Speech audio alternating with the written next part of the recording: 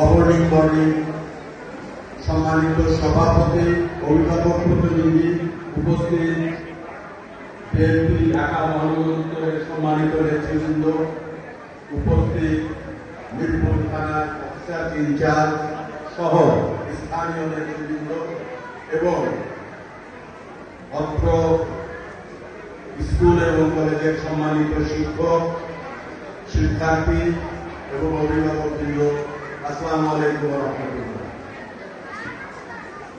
সম্মানিত উপস্থিতি, আমরা জানি বর্তমান সরকার একটি শিক্ষা বান্ধব সরকার এবং শিক্ষার উপরে সর্বোচ্চ গুরুত্ব আরোপ করে আমাদের 2026 সালের বাজেট নির্ধারিত হয়েছে। পাশাপাশি বর্তমান সরকার নারী শিক্ষার বিষয়ে অত্যন্ত আগ্রহী এবং নারী শিক্ষার বিষয়ে একাধিক চিন্তা ভাবনার মাধ্যমে দেশের নারী শিক্ষাকে এগিয়ে নিয়ে যাওয়ার অনেক বেশি চিন্তাশীল এবং মনন নিয়ে কাজ করছে।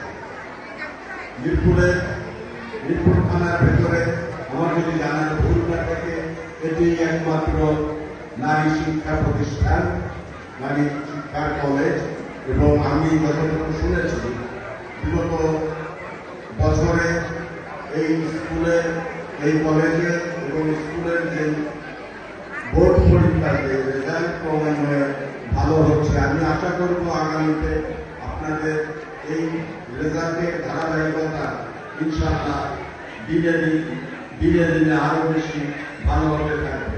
আমাদের উপস্থিত এমপি মহোদয়ের কাছে আমাদের অনুরোধ থাকবে, এখানে স্থানীয় যারা আছেন ইতিমধ্যে আমাদের ঢাকা মহানগর উত্তর বিএনপির যুগ্ম আহ্বায়ক, এই ওয়ার্ডের সন্তান রিয়াজ বলে দিয়েছে যে বিষয়গুলো স্কুলের প্রয়োজনীয়তা এবং কলেজের যে সমস্ত প্রয়োজনীয়তা, এমপি মহোদয়কে আমরা বিশেষভাবে অনুরোধ করব যাতে এই বিষয়গুলো সর্বোচ্চ গুরুত্ব সহকারে দেখা হয়।